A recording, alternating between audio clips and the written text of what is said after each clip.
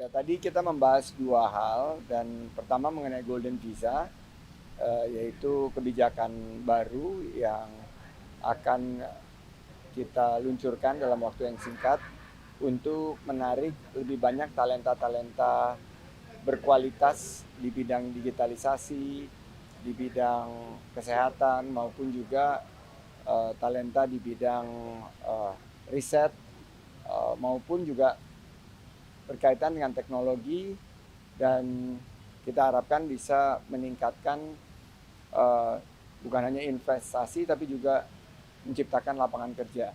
Karena kalau kita lihat sekarang di dunia ini banyak sekali kebutuhan dari talenta-talenta dari sisi ekonomi digital.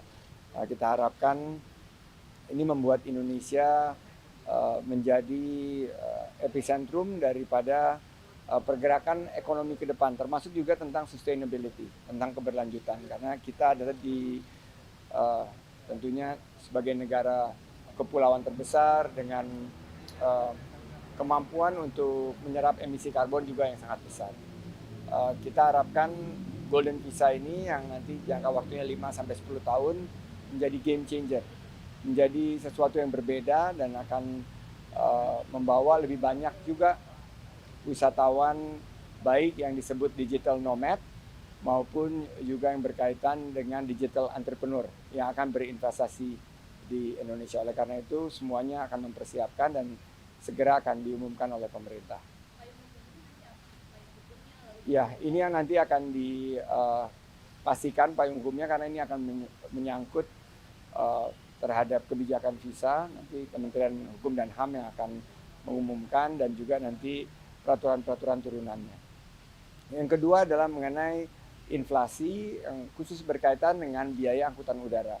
Seperti kita ketahui, biaya angkutan udara ini menyumbang cukup signifikan dari inflasi terutama di daerah Indonesia bagian timur. Tadi rapat mengkaji komponen-komponennya dan kita akan tingkatkan jumlah penerbangan dan ketersediaan kursi melalui pola kolaborasi dan juga nanti di daerah-daerah tertentu di Indonesia bagian timur kita harus pastikan kebijakan yang tepat untuk mensubsidi agar biaya transportasi angkutan udara ini bisa harganya lebih terjangkau. Jadi itu upaya lintas kementerian dan lembaga juga. Jadi harapannya juga nanti di Indonesia bagian timur biaya yang berkaitan dengan transportasi udara dengan penambahan jumlah penerbangan dan ketersediaan kursi dan juga jumlah dari angkutan logistik yang lebih murah, maka bauran kebijakan ini akan menghasilkan harga tiket yang lebih murah. Polanya adalah pola block seat yang sudah kita coba di Wakatobi dan nanti akan dikembangkan di destinasi-destinasi lain. Jadi pemerintah daerah bekerjasama dengan pemerintah pusat dan maskapai penerbangan akan melakukan kebijakan block seat sehingga mungkin 20-30% dari kebutuhan itu akan terjamin sehingga harga tiket bisa ditekan lebih rendah lagi.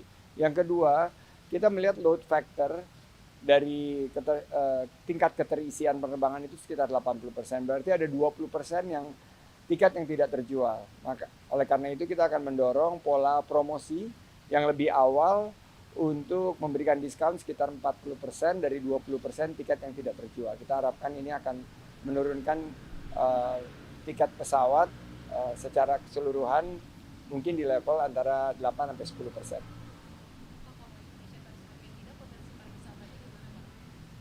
Itu tadi ada Pak Menteri BUMN yang membidangi, tapi kami belum menghitung.